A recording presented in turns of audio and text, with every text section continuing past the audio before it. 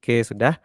Ya, teman-teman, jadi pagi ini sebenarnya sama dengan selanjutnya kita tetap akan membicarakan tentang UTS kita, dan UTS juga sudah saya perpanjang sampai 5 Januari ya, apa 8 Januari. Jadi untuk pengumpulan UTS-nya akan saya perpanjang, jadi teman-teman punya banyak waktu untuk meng-improve. Nah, mungkin kesalahannya dari saya karena saya kurang juga memperjelas sebenarnya skup yang akan dibuat seperti apa, kayak gitu.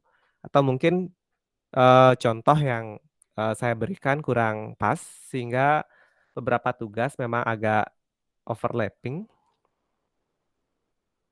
Nah, sehingga sekarang ini, akan saya share untuk ininya ya, deskripsi tugasnya kembali, kayak gitu. Oke, sebentar.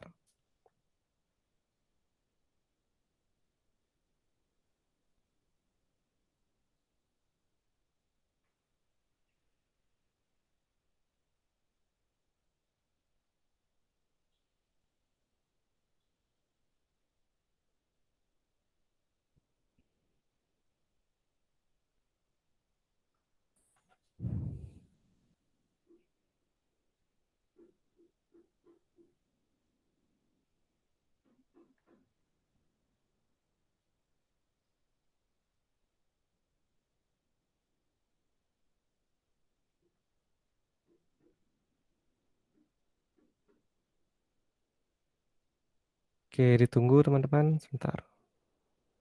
Oh.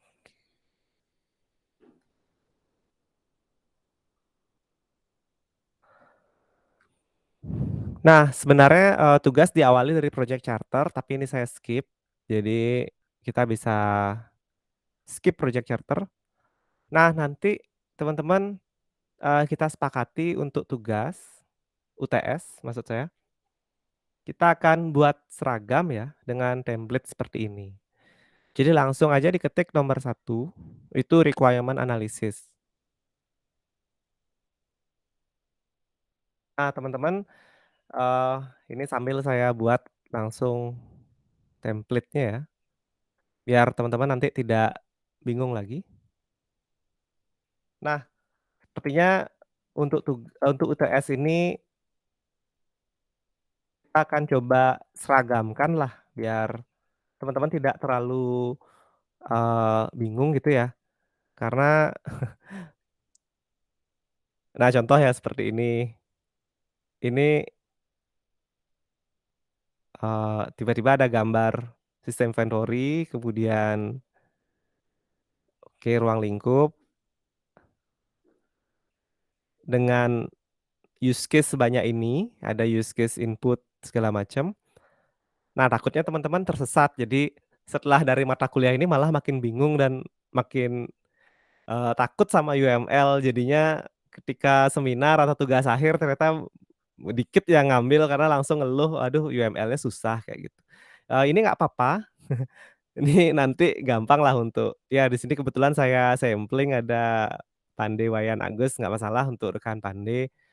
Eee, Masih bisa diperbaiki lagi, nanti mungkin perbaikannya bisa langsung dikumpul di revisi UTS itu ya. Kalau nggak salah revisi UTS saya oh sorry, harusnya di bagian revisi UTS yang saya perpanjang, sebentar. Jadi kita lupakan UTS-nya, kita fokus ke revisi UTS, teman-teman.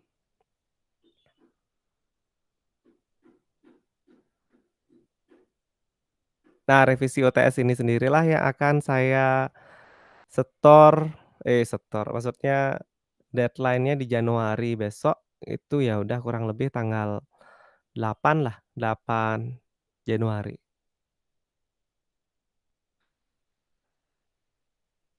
Oke, teman-teman, yang pertama adalah membuat requirement analysis.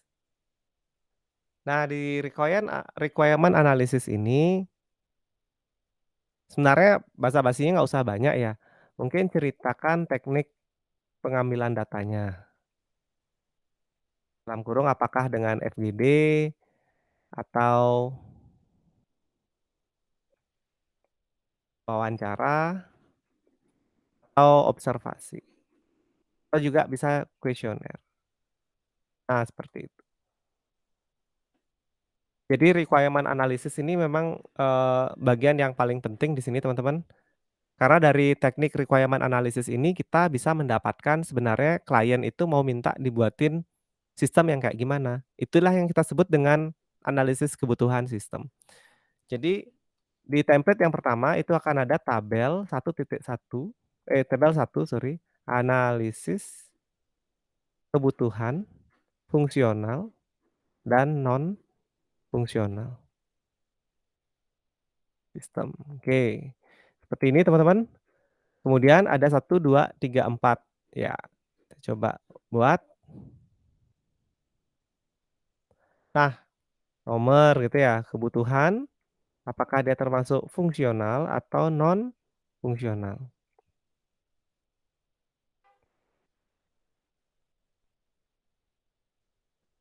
Nanti tinggal dikasih centang-centang, kayak gitu. Oke, di, ini teman-teman buat random aja, apa yang teman-teman inget itu buat, berdasarkan hasil wawancara tadi. Jadi wawancara ataupun fokus discussion group, ataupun metode kuesioner atau apapun itu tentu mengkerucut ke kebutuhan dari, yang ingin dibuatkan sistem. Nah, di sini, di case ini, di UTS, kita sudah batasi bahwa sistem yang ada adalah penjualan, pembelian, ataupun misalnya teman-teman sudah ada yang kerja praktek misalnya, bisa menggunakan, project yang ada di kerja praktek tersebut. Misal loh ya, kalau ada angkatan, 19 di sini, tapi kalau yang teman-teman yang angkatan 2020, karena baru semester 3, eee, kan belum kepikiran nih mau buat KP apa nanti. Nah, teman-teman cukup pakai ini, "Pak, apakah harus memakai barcode reader untuk kartu anggota?" Enggak, sesuaikan dengan tugas teman-teman. Kalau misalnya teman-teman bikin project tentang pembelian, mungkin barcode-nya dipakai untuk men-scan data barang. Kalau penjualan kayaknya nggak make sorry, kalau penjualan make scan data barang. Tapi kalau misalnya pembelian barang ke supplier kayaknya nggak make deh yang namanya barcode, ya udah bisa dihilangkan gitu. Kemudian selanjutnya admin dapat mencatat transaksi peminjaman buku. Ya, di sini teman-teman karena ini kasusnya adalah peminjaman buku, ya teman-teman otomatis nggak bisa make ini. "Pak, boleh nggak saya yang lain?" Misalnya admin dapat mencetak struk gitu, boleh kalau misalnya itu yang teman-teman ingat pertama kali terbayang dari sistem ini maunya kayak gimana ya, speknya apa ya, kayak gitu. Ini analoginya kayak teman-teman diminta untuk tuliskan dong, spesifikasi atau kebutuhan dari mobil impian teman-teman, kayak gitu. Oh, saya bisa nyetir tanpa perlu ingat persneling, jadi tinggal fokus ke ini, oh jadi mesinnya matic, ya itu yang diingat. Warnanya merah ya kayak gitu, warnanya merah, kemudian bannya ukuran sekian yang kayak gitu. Itulah dia kebutuhan atau speknya. Di sistem juga seperti itu. Jadi misalnya manajer ingin melihat manajer dapat melihat laporan penjualan mingguan maupun bulanan. Nah, itu juga termasuk kebutuhan, teman-teman, tinggal ditulis. Jadi manajer segala macam. Nah, setelah itu selesai, teman-teman, barulah teman-teman masuk ke tentukan dia fungsional atau non fungsional. Kalau sudah non fungsional, itu kaitannya pasti performa, teman-teman. Performa ya, performanya kayak gini, membangun aplikasi dengan menggunakan framework. Nah, ini sudah pasti non fungsional.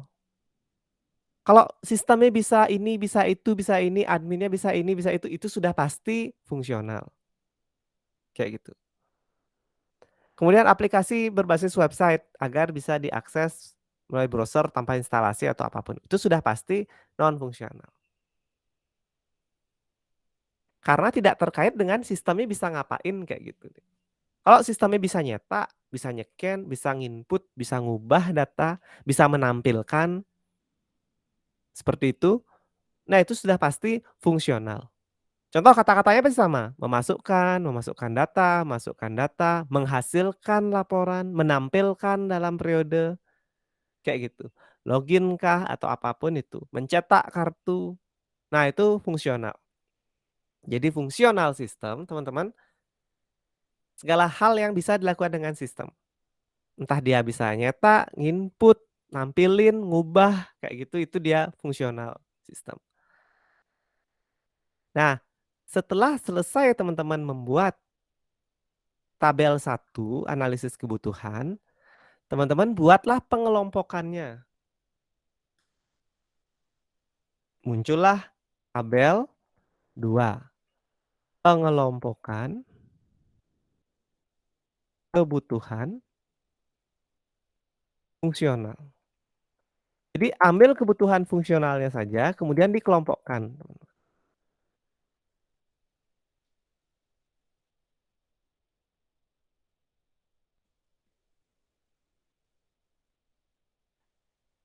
Oke, kebutuhan fungsionalnya di sini. Kemudian nomor kebutuhan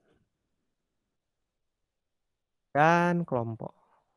Nah, kelompok inilah cikal bakal munculnya use case, teman-teman. Jadi kalau saya sampling lagi ya, misalnya, eee, tugas selanjutnya nih dari Kadek Utami misalnya. Nah, niki nggak perlu ya teman-teman ya, latar belakang gitu nggak perlu, landasan teori juga nggak perlu. Nanti begitu saya bagikan template, teman-teman tinggal fokus buat pakai template itu, eee, nanti kita coba kembangkan lagi. Oke, ini non fungsional. Nah, fungsionalnya cuma 3. Padahal ini bisa dipecah. Di sini adalah mengelola file master, data jabatan, data honor. Nah, ini bisa dipecah satu-satu teman-teman. Jadi, tata usaha dapat menginput data pegawai. Tata usaha dapat menginput waktu bekerja pegawai. Tata usaha, kepala tata usaha dapat menginput data jabatan, kemudian data honor. Itu di-breakdown satu-satu. Jadi requirement itu untuk sebuah project ya, kita bisa nentuin project ini harganya mahal atau murah atau gimana tergantung dari requirement. Semakin banyak list yang ada di requirement ini, otomatis sistemnya akan semakin kompleks, kayak gitu. Kurang lebih kayak gitu teman-teman. Nah, teman-teman mungkin, eee, nah ini jadinya saya coba demokan sedikit tentang sistem yang saya dan tim bangun. Misalnya di data fakultas kayak gitu. Sistem dapat menampilkan data fakultas. Nah ini dia data fakultasnya. Dan sistem dapat melakukan penambahan fakultas kayak gitu. Ini dia penambahannya. Kemudian ada namanya data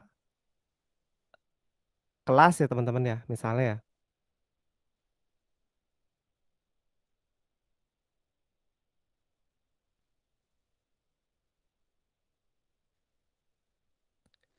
Nah, ternyata kelas tuh nggak cuma nambah kelas, tapi di dalam tambah kelas itu kita juga bisa menentukan ruang kelas. Jadi tulis saja admin dapat menentukan ruang kelas. Admin dapat menambahkan dosen pengampu mata kuliah. Oh, ada dosennya juga. Admin dapat menginput kuota kelas sehingga kelas bisa ditutup ketika kuota penuh.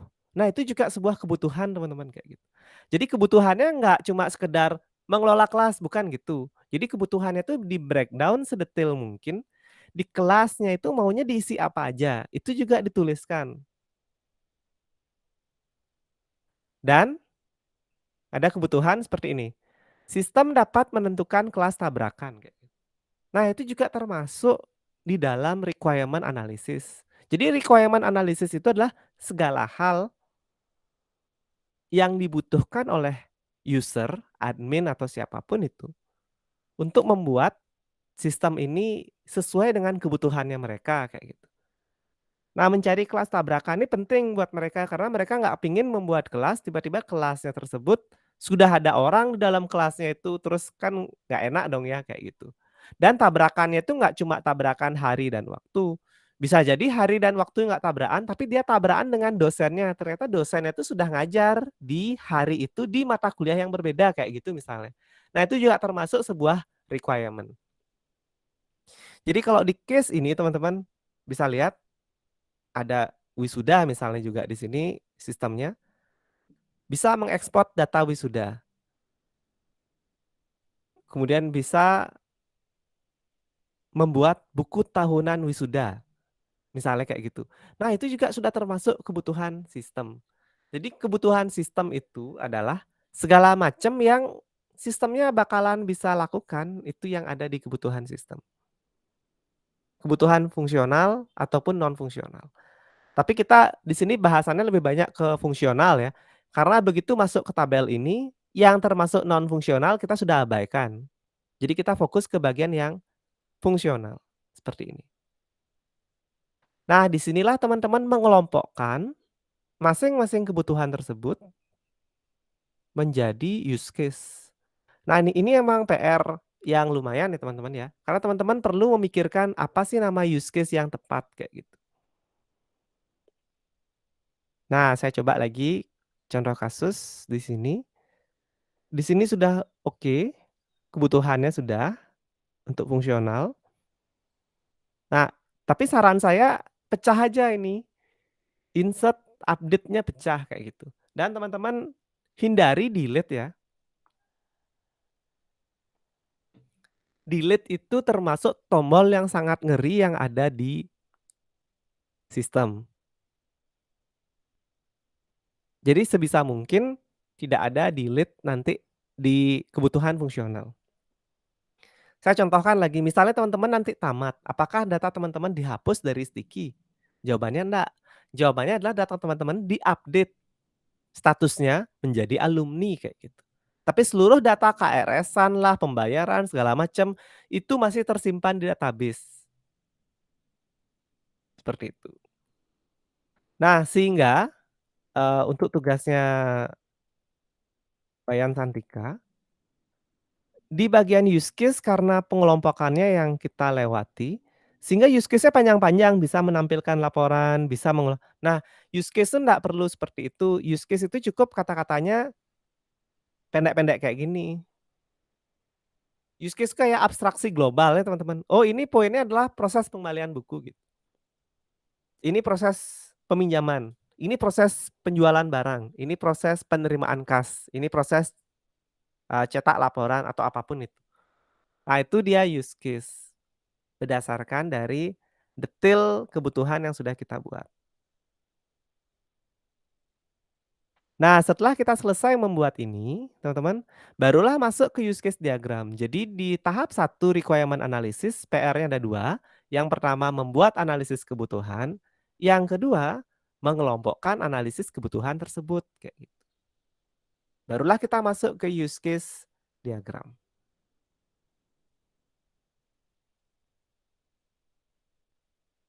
Ini ya. Jadi yang pertama itu teman-teman, nah saya pakai heading 1. Itu ada 2 ya kerjaannya, membuat tabel analisis dan membuat pengelompokan. Kemudian di tahap yang kedua, teman-teman itu adalah use case diagram.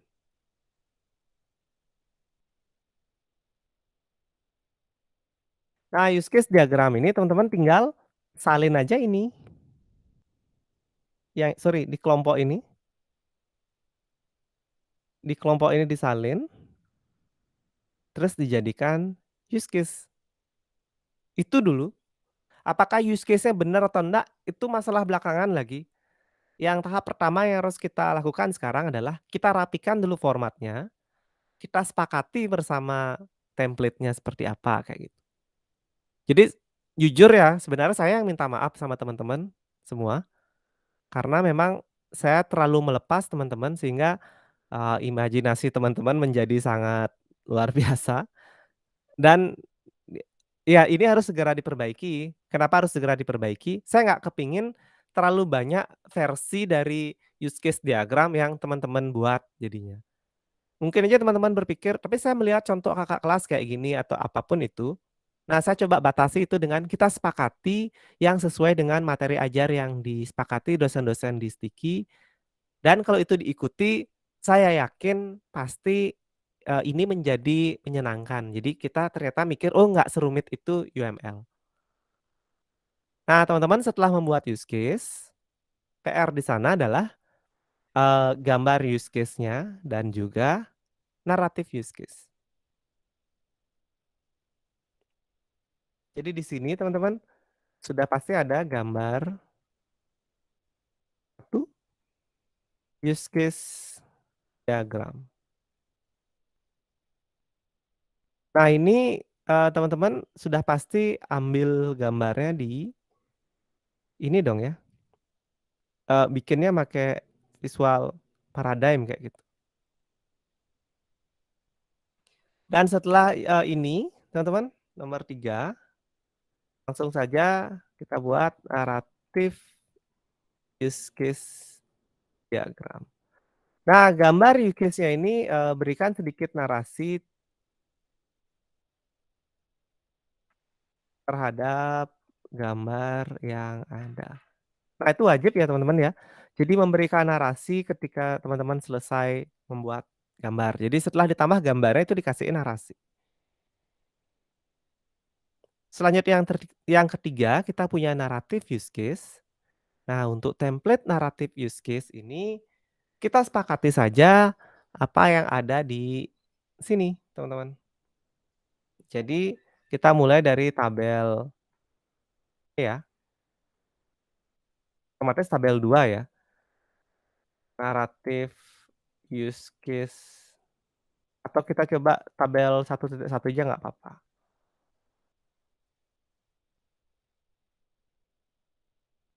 Naratif use case A, dan seterusnya. Misalnya kayak gini.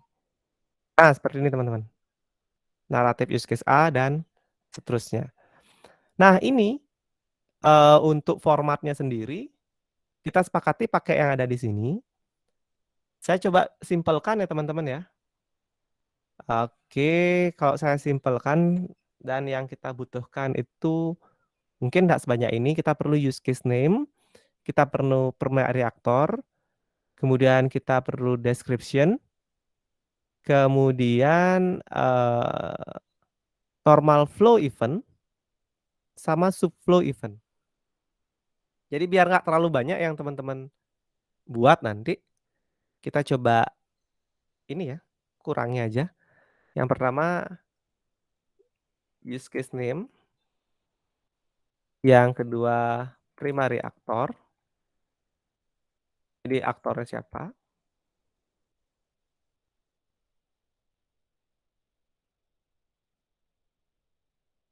yang ketiga itu adalah deskripsi.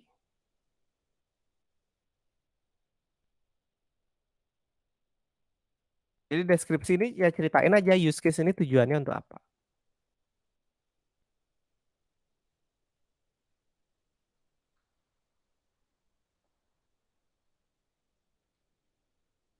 Kemudian setelah deskripsi itu yang paling penting adalah precondition ya teman-teman.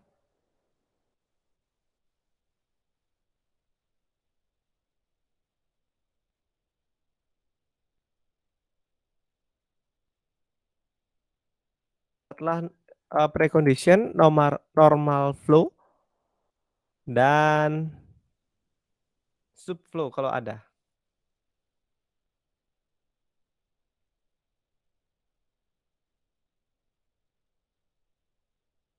Oke, ini dia teman-teman. Jadi kita coba, apa namanya, simpelkan ya. Sorry sorry. Nah, seperti ini. Jadi use case-nya namanya apa, kemudian primary aktornya siapa, deskripsinya apa, ceritakan sedikit. Di sini adalah nama use case, pelakunya, di sini deskripsi singkat,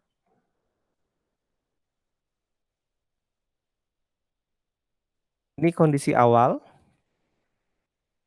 misal, aktor sudah bin. Nah, di sini normal flow adalah yang dilakukan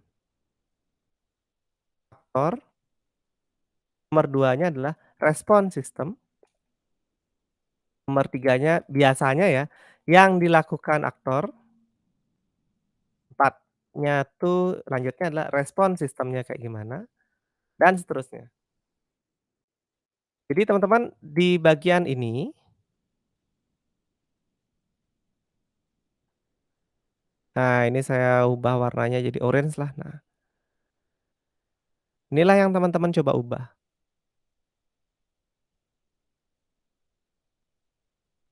Nah, mengapa ini penting? Karena inilah basic-nya dari sini. Misalnya di sini adalah, eee, kondisi kalau ada if dan else pada sistem jika memang ada. Itu subflow-nya ya, subflow itu maksudnya ada kejadian-kejadian lain yang mungkin tidak sepenuhnya digambarkan di normal flow. Yang jelas normal flow-nya ini biasanya adalah apa yang dilakukan aktor, kemudian respon sistemnya seperti apa, kemudian dilanjutkan apa lagi yang dilakukan oleh aktor, seperti itu. Nah, seperti ini ya teman-teman ya. Oke, sudah saya singkat. Nah, ini contohnya. Admin memilih menu laporan, itu yang dilakukan oleh aktor. Oke ya. Kemudian respon sistem menampilkan halaman laporan data pinjaman. Selanjutnya, yang dilakukan aktor lagi memasukkan periode laporan yang diinginkan. Kemudian menekan tombol cari. Ya itu kan dilakukan aktor lagi ya nggak apa-apa. Kalau memang setelah memasukkan periode ngeklik tombol cari ya nggak apa-apa. Yang jelas yang dilakukan sama aktor ini pasti biasanya direspon oleh apa yang dilakukan oleh sistem kayak gitu. Walaupun habis aktor ngapain, habis itu aktor lagi nggak apa-apa, yang penting jangan aktor semua atau jangan sistem semua kayak gitu. Jadi usahakan di normal flow itu memang kanan kirinya adalah apa, bukan kanan kiri, memang dia, gantian ya antara aktor sama sistemnya memberi respon kayak gitu. Nah, kurang lebih kayak gitu. Teman-teman, selanjutnya setelah selesai use case, nah untuk tugas sampai UTS adalah sampai activity diagram. Tapi belum happy sih karena ini akan dilanjutkan sampai di kelas diagram. Dan saya kepingin biar sampai activity diagram nih bener dulu, setelah itu baru kita lompat ke sequence. Oke ya, kita coba ya teman-teman ya.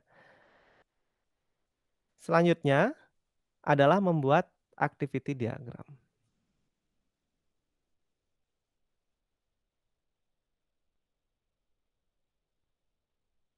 Nah, activity diagram ini sebenarnya adalah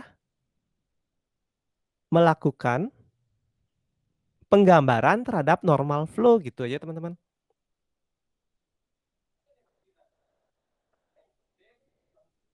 Jadinya di bagian apa namanya, eee, naratif use case peminjaman itu digambarkan dalam bentuk aktivitasnya. Jadi apapun ada flow di sana, itu yang digambarkan. Oke, kita coba ya, sebentar.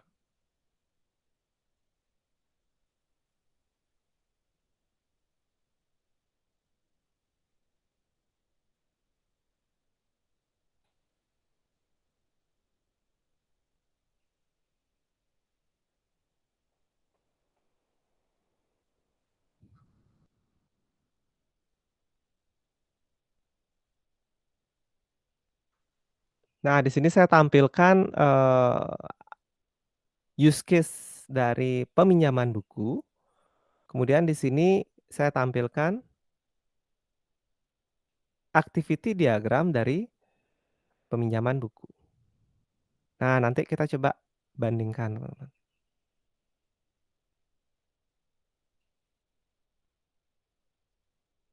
Kelihatan ya? Yang pertama, admin. Adminnya menekan tombol tambah peminjaman, menekan tombol peminjaman, okelah. Kemudian sistemnya ngapain? Menampilkan form input data peminjaman, menampilkan form input data peminjaman. Selanjutnya, scan kode, masukkan scan kode buku, dan menampilkan. Seperti itu. Nah, coba teman-teman itu dulu kayaknya.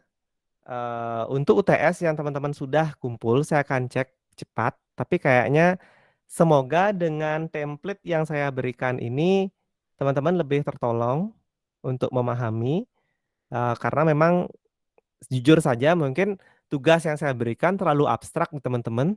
Saya lupa teman-teman mungkin, eee, kok saya jujur nih sih kebiasaan ngajarnya mungkin semester 7 semester 5 ke atas kayak gitu. Jadinya, memang imajinasi dari teman-temannya cukup okelah untuk dicoba. Tapi kayaknya kalau untuk mata kuliah yang seperti ini, sebaiknya jangan terlalu berimajinasi. Maksud saya sebaiknya kita tidak keluar dari pakem, takutnya tugas terlalu beda, itu juga kurang bagus. Kurang bagus tuh kalau ada beberapa tugas yang memang cocok, semakin beda semakin bagus. Tapi kalau untuk di OOAD kayak gini, kita sepakati dulu template tugas yang paling pas itu yang kayak gini. Jadi ini yang teman-teman harus lewati. Jadi buat dulu analisis kebutuhannya sedetail mungkin, kemudian masuk ke pengelompokan kebutuhan fungsional, gambar use case-nya, isikan sedikit narasi, dan selanjutnya lanjut dengan naratif use case, kayak gitu.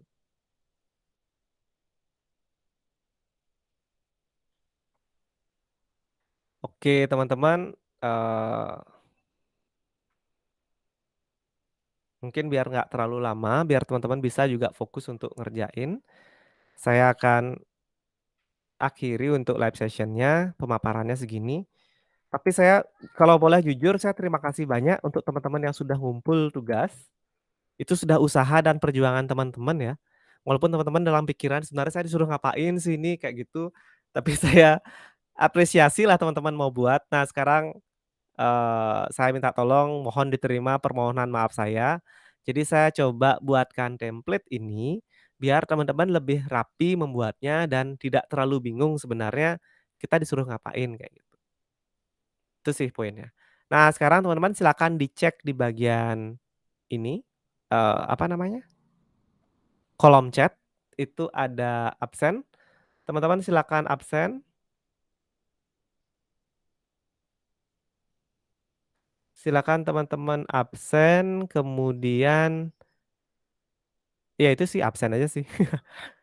Untuk tugas yang sudah ada di classroom, mohon nunggu lagi sekali teman-teman. Yang jelas kayaknya hampir semua kita akan ngulang untuk UTS, nggak apa-apa, nggak masalah. Nah ini dari Ade Putri Intansari, sudah mencoba untuk membuat mirip dengan di ini. Nah, sehingga ada login, pengecekan produk, pembayaran, pendaftaran. Oke, ini masuk sampai sini. Oke, baru muncul naratif. Ya, kemudian dari naratif masuk ke activity. Ya, akhirnya ada yang memang seperti ini. Ya, yang sendiri langsung saya nilai ya kalau sudah, mungkin tampilannya adalah tidak perlu upload lagi di revisi UTS.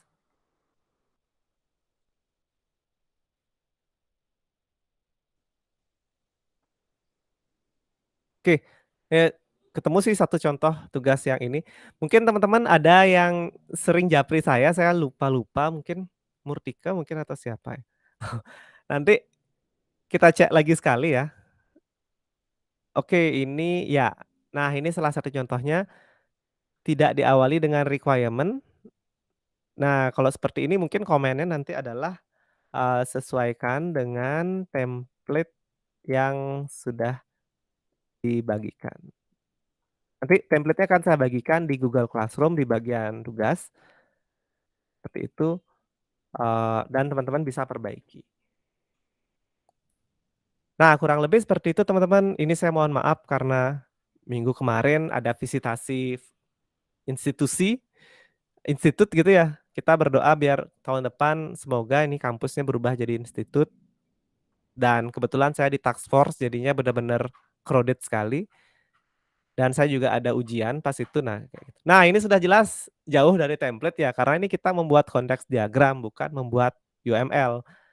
Nah, yang seperti ini mungkin komennya sama kayak tadi, sesuaikan dengan template yang dibagikan.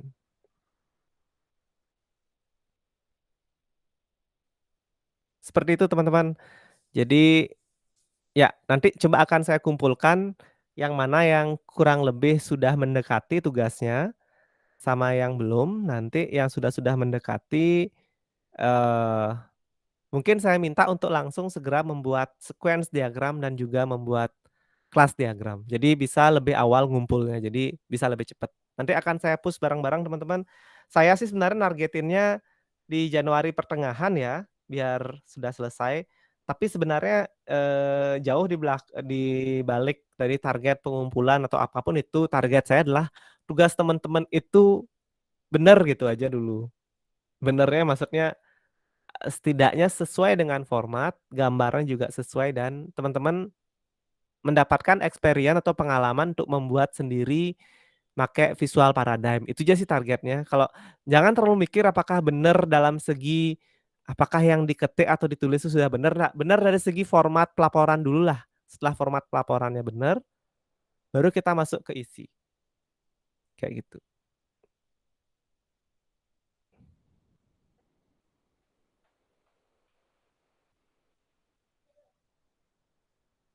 Oke. Nah, ini contoh kalau tidak menggunakan visual paradigm, terus di sini beda lagi.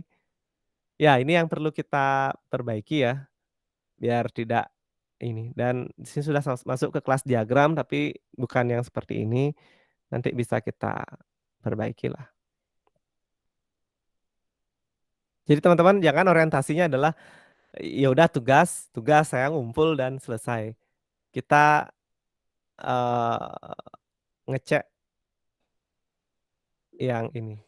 Oke, Crescentia Kalista, bentar.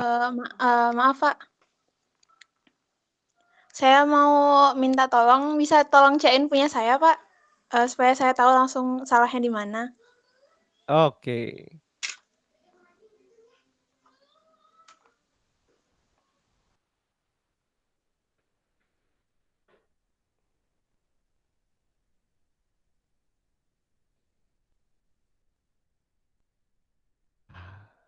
Ini dia, mari kita cek bareng.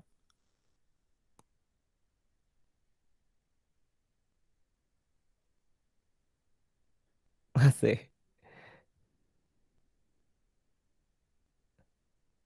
Nah, saran saya jangan CRUD barang sih di sini ya, Kalista ya. Kelola data barang aja pakai. Oh ya, oke. Sehingga di sini kelola data barang. Nah, di sini ada proses pembayaran yang mana itu ada di bagian pemesanan barang itu sudah di-include-kan. Oke, ada login yang juga di-include-kan, pendaftaran, penjual, pembeli. Oke lah, ini nggak masalah sih. Tapi terkadang orang yang melakukan pemesanan barang itu ndak langsung dia melakukan pembayaran. Jadi saran saya mungkin include-nya dihilangkan aja, Kalista. Oh berarti include-nya dihilangin aja ya Pak ya? Heeh, dihilangin aja. Include itu biasanya identik dengan sesuatu yang pasti wajib dilakukan setelah biar proses pemesanan barang ini bisa berjalan kayak gitu. Oke. Jadinya kan mungkin aja orang memesan barang tapi belum tentu melakukan pembayaran. Nggak jadi beli gitu. Ya, dia baru masukkan ke pemesanan tapi belum di-check out-kan kayak gitu. Oh ya, oke. Kayak hobi saya belanja online, dimasukin aja dulu ke keranjang belanja, nanti check out-nya belakangan. Nunggu 11.11, 12.12 yang kayak gitu, misalnya. Nah, ini sudah cukup bagus, naratifnya sudah sesuai dengan template.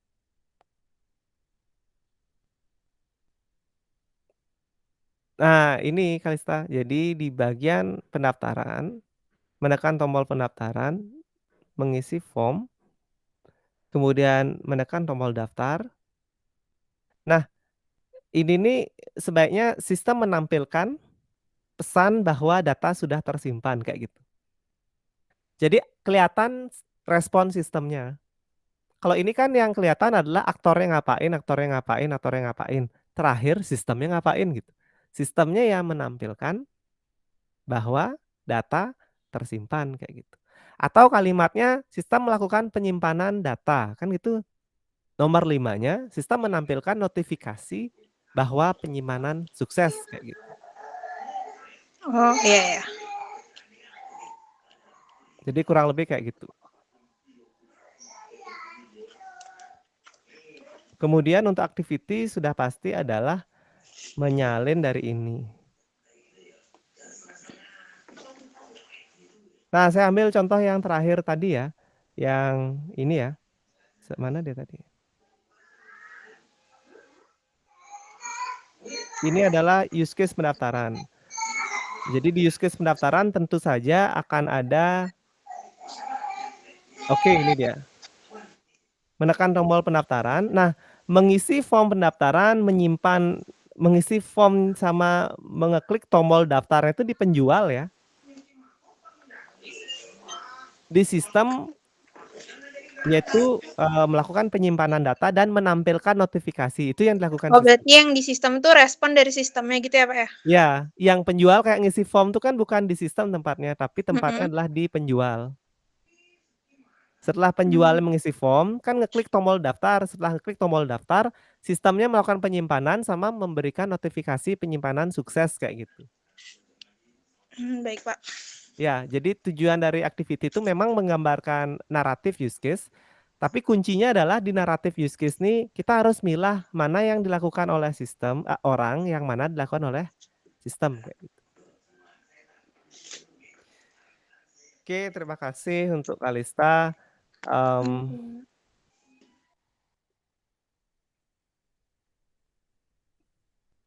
dan tidak perlu untuk mengumpul di revisi ya. Cukup ini aja. Nanti langsung bisa lanjut ke sequence sama kelas diagram. Oh, berarti saya nggak perlu ngulang yang ini, Pak? Nggak perlu, langsung aja ke sequence ya, sama Baik, activity. Pak. Oke, baik, Pak. Oke, terima kasih Kalista. Nah, untuk teman-teman yang lain, eh ditunggu ya untuk Mang Ayu mungkin yang hadir di sini, apakah mau coba diintipin juga tugasnya? Coba ya, sebentar. Lagi sekali aja. Mang Ayu, nggak ada. Putri Ayu. Oke.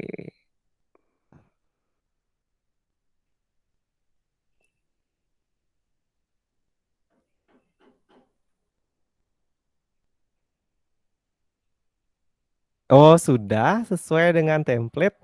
Ya, mungkin dari tadi saya melihat yang tidak sesuai dengan template. Mungkin 1, 2, 3, 4. Otomatis sudah 4 use case. 1, 2, 3, 4. Oke, sudah benar. Kemudian masuk ke use case. Input laporan pembelian barang. Oke, itu proses apa nih? Oh, ya. Nama, oh, sorry. Sistem dapat menampilkan laporan pembelian barang. Nah, ini dia. Ini yang perlu kita perbaiki lagi sedikit.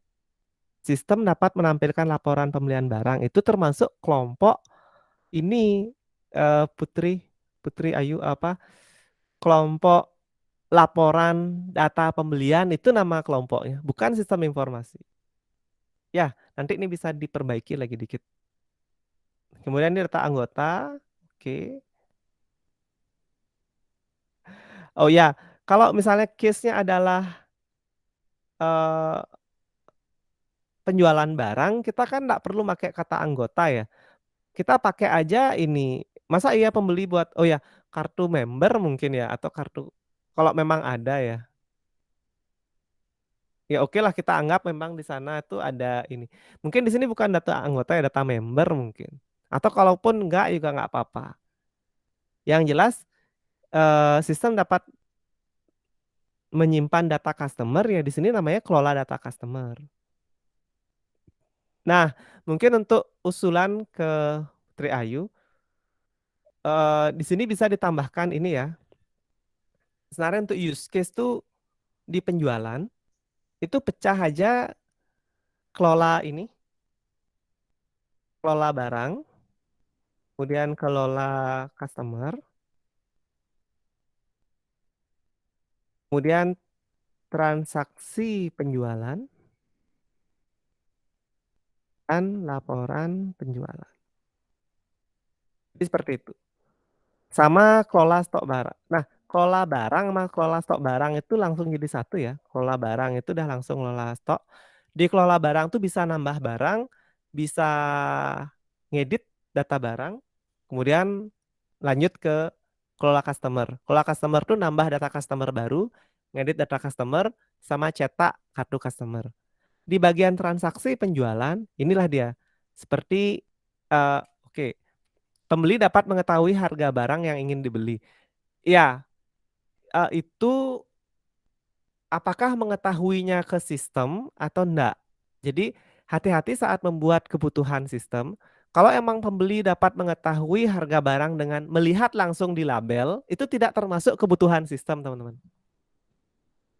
Kasir dapat melihat jumlah ketersediaan barang yang ada. Itu benar sebuah kebutuhan sistem karena kasir yang melihat. Kalau misalnya pembeli dapat mengetahui harga barang yang ingin dibeli dengan cara pembelinya nyeken sendiri ke komputer, itu benar sebagai sebuah kebutuhan sistem. Nah, sehingga mungkin yang ini pembeli dapat mengetahui harga barang yang ingin dibeli, cocok dibuatkan sebagai satu use case lagi yang terpisah yaitu, informasi transaksi.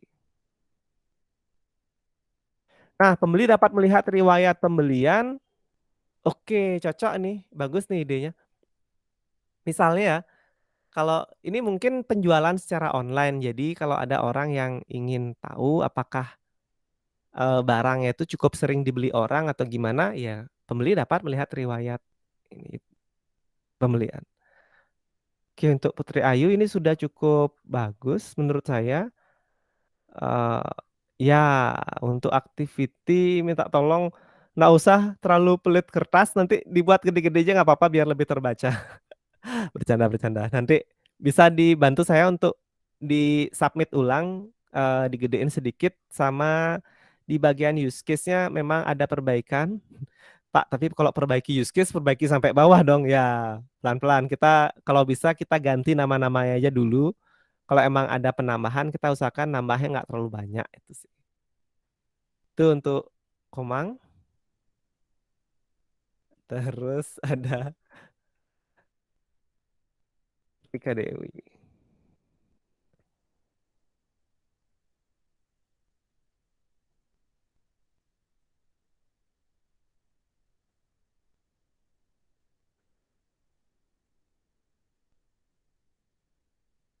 Oke, login, pembelian barang, pengecekan barang. Oke. Kalau data barang baru ke sistem itu sepertinya dia masuk kelompok kelola barang. Nah, untuk teman-teman yang lain, nah mungkin di sini ya.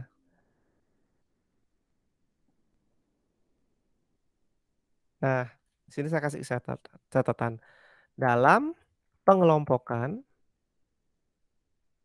use case, perhatikan ada 3 jenis ya.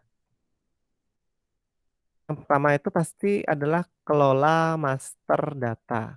Dalam kurung kelola barang, kelola customer, kelola supplier, kelola pegawai, BLL. Nah, itu termasuk kategori kelola master data. Yang kedua, use case itu biasanya adalah transaksi. Sana bisa transaksi beli atau jual atau stock of name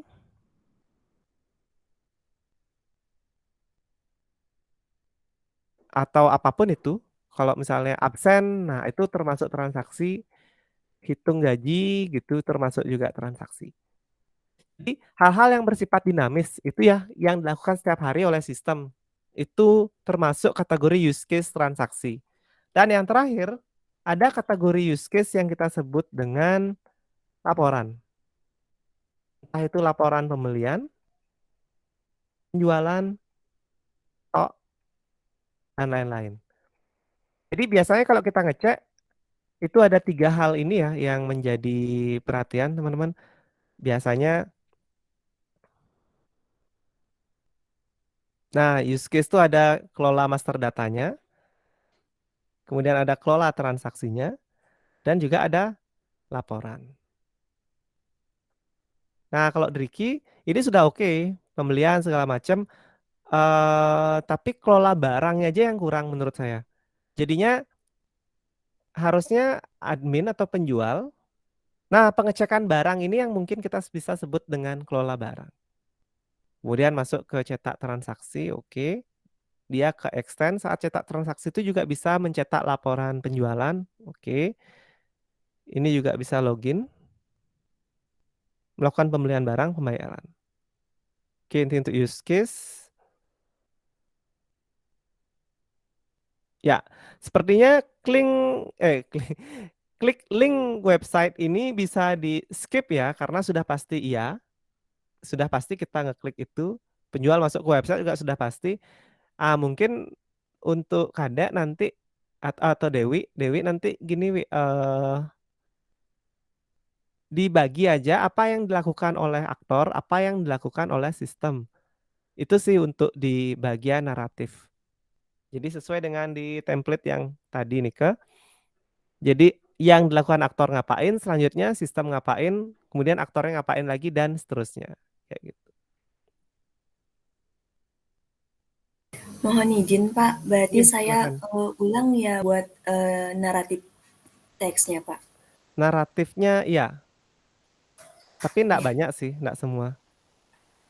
ya baik Pak. Heeh. Terima kasih. Oke, sama-sama. Oke, sama-sama Mur.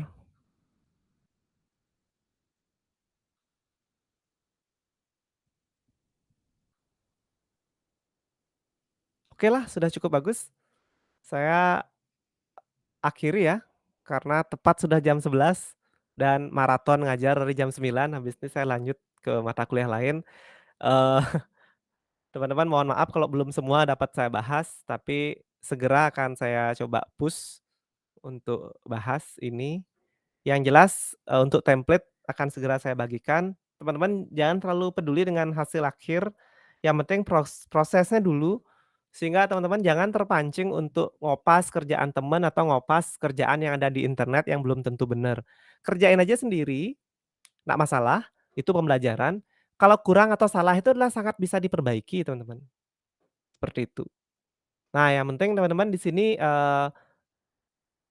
sudah kebayang aja, biasanya salah satu penyebab kenapa teman-teman bingung mengerjakan sesuatu tuh karena emang kurang paham sebenarnya yang dibuat itu dimintanya kayak gimana. Tapi sebenarnya di sanalah proses asistensi itu terjadi. Jadi kalau teman-teman rajin nanya bimbingan, harapannya nanti, eee, kita bisa membuat tugasnya lebih bagus. Oke teman-teman, saya akhiri, terima kasih banyak sudah join, terima kasih sudah mengisi absen. Selamat weekend, tetap jaga kesehatan ya teman-teman ya. Selamat pagi semua. Terima kasih Pak, selamat Terima pagi. kasih Kak, Oke, selamat pagi. pagi. Sampai jumpa.